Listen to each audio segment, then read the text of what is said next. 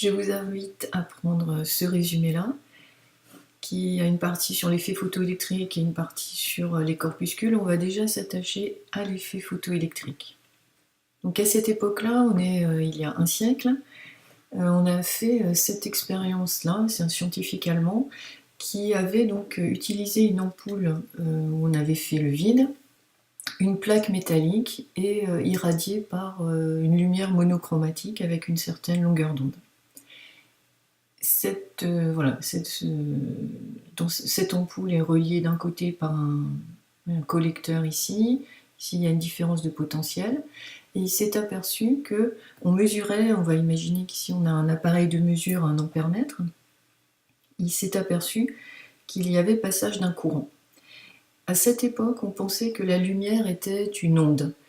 Et avec cette façon de raisonner, on n'arrivait pas à expliquer qu'il y ait un passage, parce qu'ici on avait du vide. Comment se fait-il qu'il y ait un courant, c'est-à-dire passage d'électrons, en réfléchissant à la lumière comme une onde.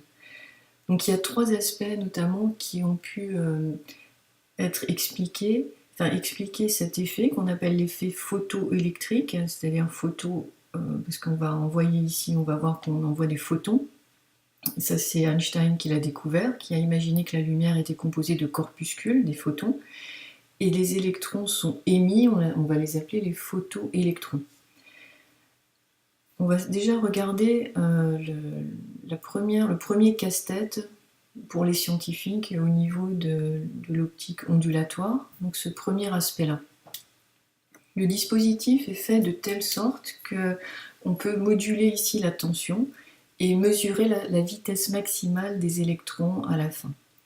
Et on s'est aperçu que pour une fréquence donnée, donc là on fixe la fréquence, et bien si on augmente l'intensité de la source, on s'est aperçu que la vitesse des électrons maximale, donc l'énergie cinétique maximale des électrons, ne varie pas. Or, si on pense à la lumière comme une onde, c'est comme si on avait une grosse vague, enfin une sinusoïde, comme une vague qui arriverait sur les matériaux. Et on a vu en optique ondulatoire que si on augmente l'intensité, ça veut dire qu'on augmente le champ électrique, ça veut dire que c'est comme si on avait une grosse vague plus importante qui arrive. Donc on pourrait penser que ça va donner une poussée plus importante aux électrons et qu'ils vont arriver avec une énergie plus grande. Or, ce n'est pas le cas. À une fréquence donnée, quelle que soit l'intensité, l'énergie va être la même. On le voit bien sur cette petite vidéo. Donc là, on voit l'onde qui a une certaine intensité, et par exemple, ici, on voit les vagues sont plus petites, on diminue l'intensité, et on pourrait s'attendre donc à ce que les électrons partent avec moins d'énergie. Or, ce n'est pas le cas. Donc Einstein a proposé ce modèle de photons, grâce aux travaux de Planck d'ailleurs, dont la constante est là, la constante de Planck, qui parlait déjà de quanta, et il propose que la lumière est composée de corpuscules, donc de photons, chacun porte l'énergie h nu, et dire que l'on augmente, et donc chaque photon va communiquer l'énergie à un électron. Et augmenter l'intensité, ça veut dire qu'on va augmenter le nombre de photons qui arrivent. Mais chaque photon aura toujours la même énergie, donc va communiquer toujours la même énergie à l'électron, qui du coup aura toujours la même vitesse max et la même énergie cinétique max. C'est ce qu'on voit à nouveau dans cette petite vidéo. Là on voit qu'il y a plus de photons qui arrivent par exemple. Enfin, on a une certaine intensité avec beaucoup de photons qui arrivent, beaucoup d'électrons, et si on diminue l'intensité, on diminue le nombre de photons qui arrivent, mais les électrons qui partent auront la même énergie. Donc à une fréquence donnée, l'énergie cinétique des photoélectrons, ou des électrons, l'énergie cinétique max, ne dépend pas de l'intensité de la source. Deuxième expérience, cette fois-ci on va faire varier la fréquence. Si on fait varier la fréquence, on pouvait imaginer, c'est plutôt ça, que pour n'importe quelle fréquence, on aurait des électrons éjectés et on mesurerait un courant. Or, ce n'est pas le cas pour certaines fréquences. Si on part de petites fréquences et on augmente, eh bien, il y aura éjection d'électrons qu'à partir d'une certaine fréquence. Or, si la lumière était une onde, eh bien, on pourrait penser que quelle que soit cette vague, cette sinusoïde qui arrive, et donnerait une poussée, une énergie suffisante pour éjecter. Et ce n'est pas le cas. Donc en imaginant la lumière comme des corpuscules, chaque photon apporte une énergie h nu 0 avec une fréquence nu 0 ou f0 qui doit être cette énergie, voilà, cette énergie E égale h nu, elle doit être au minimum égale à l'énergie qu'il faut pour extraire un électron. C'est ce qu'on voit dans le poly. Sur ce schéma-là, la plaque de métal est composée de matériaux, on s'intéresse aux électrons. L'onde arrive avec une certaine fréquence, donc les photons ont une certaine énergie h nu, et les électrons, pour s'extraire, ont un certain, ce qu'on appelle travail d'extraction. Ça correspond à l'énergie d'ionisation qu'on avait vu en chimie. Eh bien, il faut que le photon apporte au moins cette énergie-là pour le désolidariser du noyau. Et s'il fournit plus, l'électron partira en plus.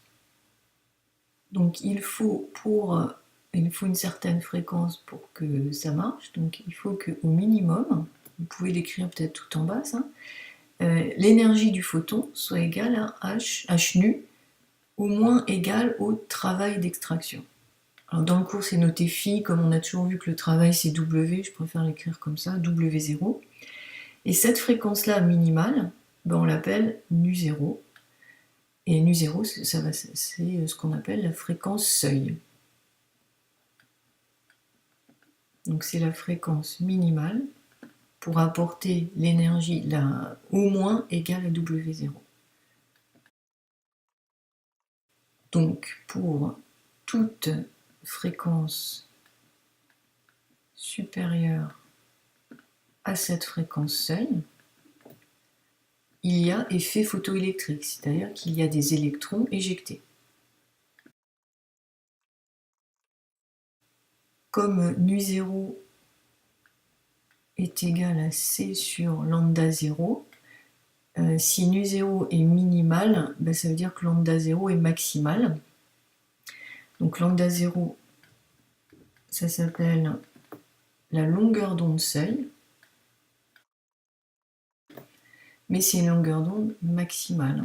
Parce que si on a le maximal, on aura bien une fréquence minimale qui me donnera au moins W0. Donc c'est une fréquence max. Donc ça veut dire que pour toute longueur d'onde inférieure ou égale à cette longueur d'onde max, il y a effet photoélectrique. Donc il y a des électrons éjectés.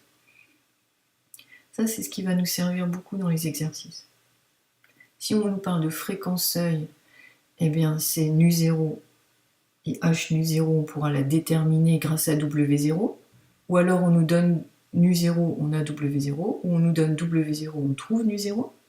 Si on nous parle en longueur d'onde, c'est pas grave, on passe par ce petit nu 0 égale C sur lambda 0. Troisième caractéristique de cette expérience qui permettait d'expliquer que la lumière est composée de corpuscules, c'est le fait qu'il n'y a aucun délai entre la collision de la lumière et l'émission des électrons, donc voilà, ça se fait instantanément. Ces trois choses-là nous permettent d'écrire ce qu'on appelle l'effet photoélectrique, c'est-à-dire la conservation de l'énergie, HF ou H nu. Quand on a toujours écrit nu, peut-être qu'on va rester sur H nu, est égal à W0 plus, s'il y a un excédent d'énergie, HC sur lambda.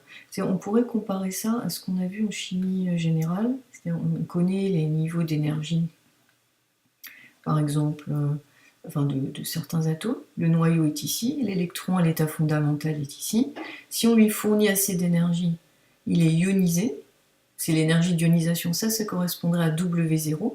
Donc au minimum, si on cache cette partie-là, H nu 0 égale W0. Mais si on fournit plus que ce H nu 0, si on fournit H nu, eh bien l'électron est extrait, là on a des niveaux quantifiés, et le surplus va permettre à l'électron de se déplacer. Il s'agira dans les exercices de bien lire à quelle énergie correspond, à qui correspond chaque énergie, voilà. Donc, parce que toutes les énergies sont en joules. Tout ce qui est, c'est une conservation d'énergie, c'est-à-dire tout ce qui est à gauche ici concerne le photon, donc ça c'est l'énergie qu'apporte le photon. Tout ce qui est à droite concerne l'électron. Il a fallu l'extraire et se déplacer pour aller vite, hein. Mais disons que c'est ça. Donc,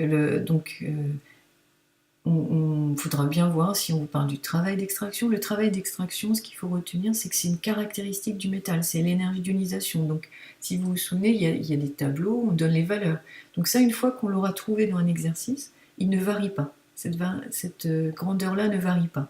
Et après, ça dépendra, on aura de l'énergie cinétique, si on a une grande quantité ici, d'énergie, etc. Donc ça, la fréquence peut varier, l'énergie cinétique peut varier.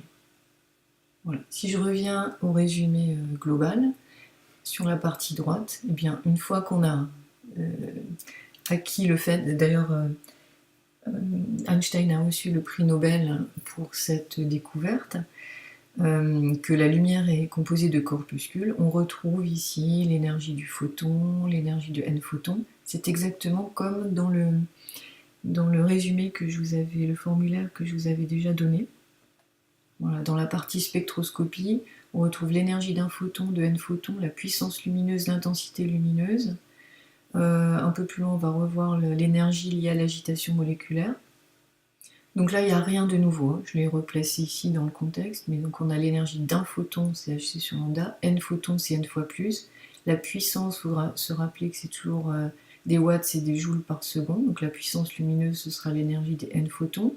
L'intensité, c'est la puissance ramenée à une surface. Et par contre, là, j'ai rajouté l'intensité électrique, puisqu'il y a des électrons, il y a un courant, et on se rappelle que c'est des charges, des coulombs, charge des électrons sur un temps, hein.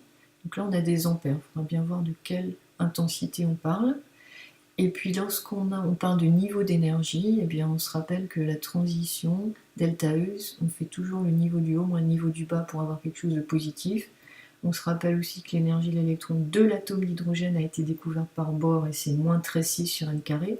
En Cg, ça s'est marqué moins HR sur n carré. Et puis, la relation de De Broglie et la quantité de mouvement peuvent donner lieu à quelques questions de cours aussi. Donc voilà, là on est armé pour faire les exercices.